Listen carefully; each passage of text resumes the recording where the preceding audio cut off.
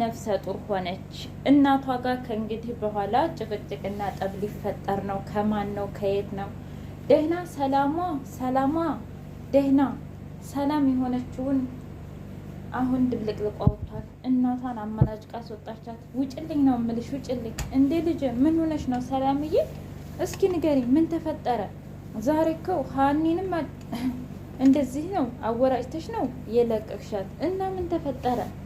ምንም ልትናገር አልፈለገችም። ዝም ብላ እያለቀሰች ነው። በፍጹም አይሆንም እያለች ከራሷ ጋር እየተጣላች ነው። አይ ሀኒዬ ጀግና እኮ ነች።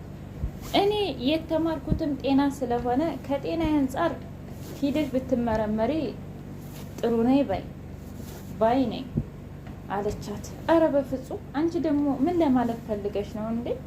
አሞኛል ስትይ እኔማ የሆነ ነገር ተፈጥሮ እንደው ብዬ ነው እንጂ ጆሮዬ፣ እኔ እኮ በዓለም ላይ አሉ ከተባሉት ኃጢአተኞች እኔ ነኝ።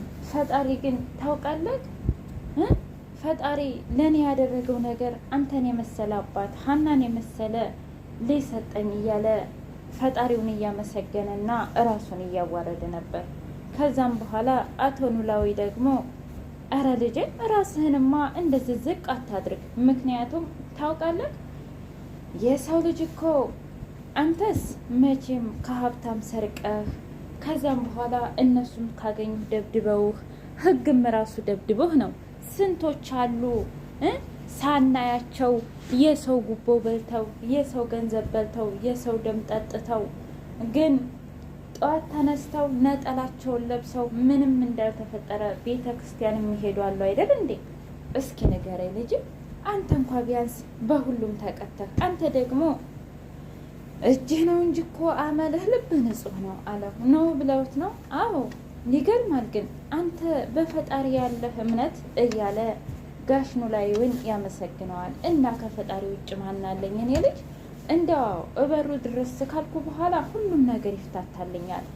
ይገርማል። ምን ነው ፈጣሪ እንዳንተ እኔንም በተረዳኝ ይረዳሃል ልጅ። እንደዛ ባይሆን ባይረዳህና ፈጣሪ ባይወድህ ኖሮ ባንተ ሌብነት ባንተ በበፊቱ ወንጀልህ እንዴት ይምርህ ነበር? ግን ፈጣሪ የእኛን ሳይሆን እሱ በቃ በራሱ መንገድ ነው የሚምርህ። ታውቃለህ 199ን ኃጢአት ሰርተህ አንድ መልካም ነገር ከሰራህ በዛች በመልካም ነገር እሱ በዛ ይከተልሃል። መጥፎ ስለሰራህ በዛ ነገር አይወቅስህም። ነገር ግን የሰው ልጅ ቢሆን ግን አይደለም በአንድ ነገር 99 አድርገህለት አንድ ቢቀር እንኳ እንዴት እንደሚያዋርድህ እያለ ምክር ሲሰጠው ነበር። ሰላም ውድና የተከበራችሁ የቻናል ቤተሰቦች እንዴት ናችሁ? ሁሉ ሰላም፣ ሁሉ መልካም። እኔ እግዚአብሔር የተመሰገነ ይሁን ደህና ነኝ። ለዚህ ቻናል አዲስ የሆናችሁ ሰብስክራይብ በማድረግ ቤተሰብ ሁኑ። ነባር ቤተሰቦች ደግሞ ስለምትከታተሉኝ ከልብ አመሰግናለሁ። ኖላዊ ድራማ እንደቀጠለ ይገኛል። ሀንዬና ጋሽ ኖላዊ ምግባቸውን እየበሉ በየተሳሳቁ በደስታ በፍንጭት ቴክስት ገባላት። ከዛም በኋላ ብርግግ አለች። እንቅልፍ ራሱ ነሳት። እንዴ ልጄ ምን ሆነሽ ነው? ቆይ ምን ተፈጠረ? አረ ምንም አባዬ። እንዴ ንገሪኛ ልጄ።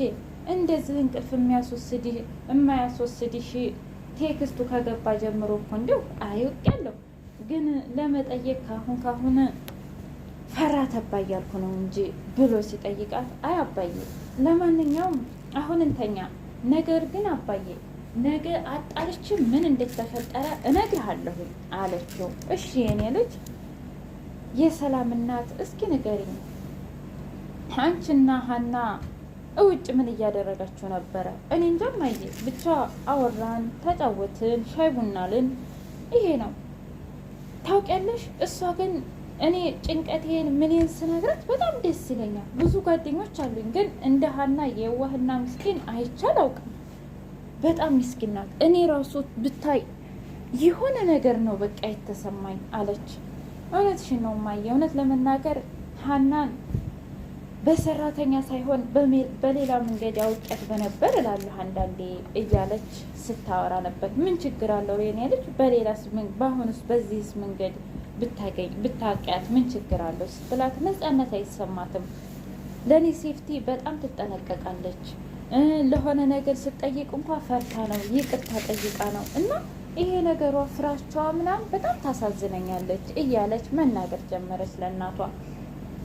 እጅግ በጣም ብቻ ግን ልጅቷ እኔ እንጃ ግን የሰውን ችግር ትረዳለች እንጂ በፍጹም የራሷን ችግር ለማንም መናገር አትፈልግም። እንድታይ ደግሞ ለአባቷ ያላት ፍቅር እማዬ በጣም እና አይዞሽ የኔ ልጅ ወደፊት እንረዳታለን አለች። አይ እማዬ እንድትረጃት እኮ መንገድ ስታዘጋጅልሽ ነው እሷ መንገዱን ሁሉ ዝግጅት የምታደርግብሽ አለቻት።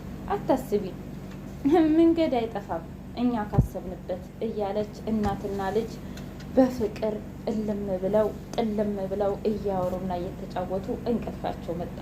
ታውቂያለሽ ይሄንን እንቅልፍ እኔ ለረጅም ዓመታት ነበር ስጠብቀውና ሳስበው የኖርኩት። ስለዚህ እስኪንተኛ ብለው ተቃቅፈው እናትና ልጅ ተኙ። ሀንዬ ጠዋት ተነስታ በመንገድ እየሄደች አይ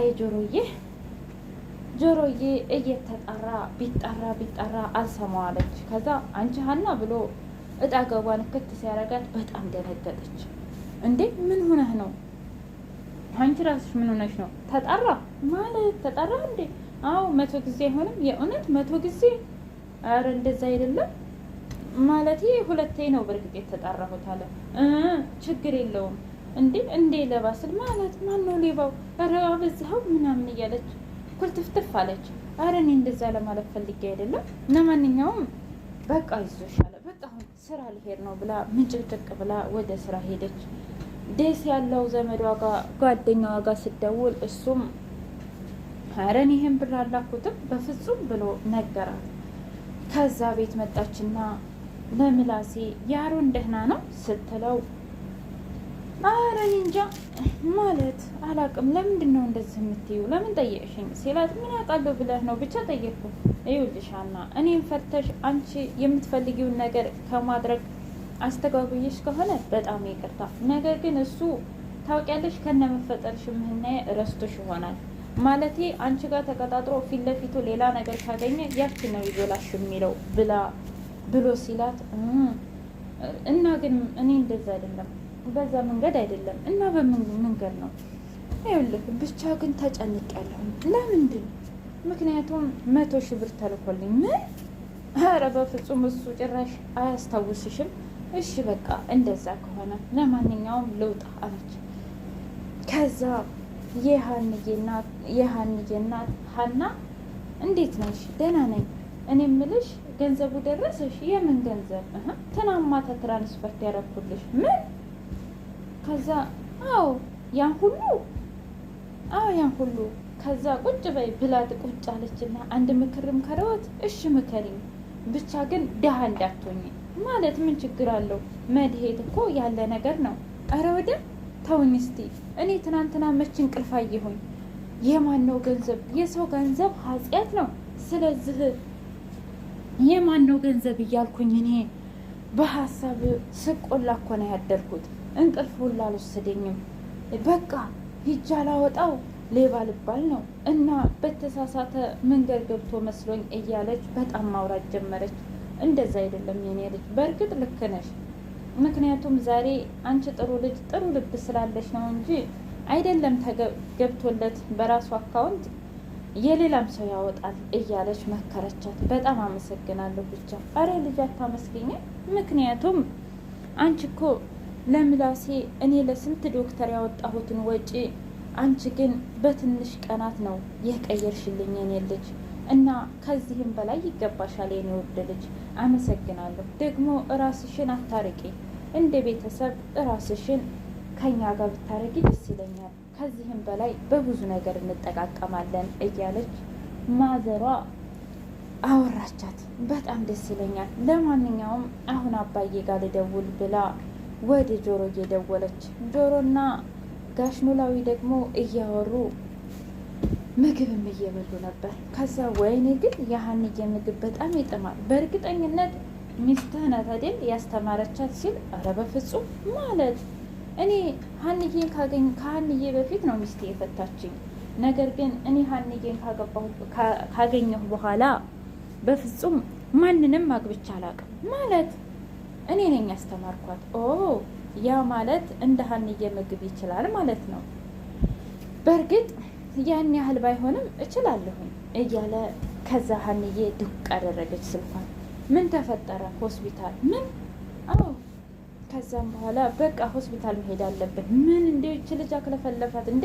ቆይ ስለዚህ ነገር አባት የሚያውቃል ብላለች። ሆስፒታሉን ታውቅ ነበር እንዴ? አዎ፣ ግን በዚህ በ2 ቀን በ3 ቀን ውስጥ ነው ያለችው እኮ ለዛ ነው እያለች ማውራት ጀመረ።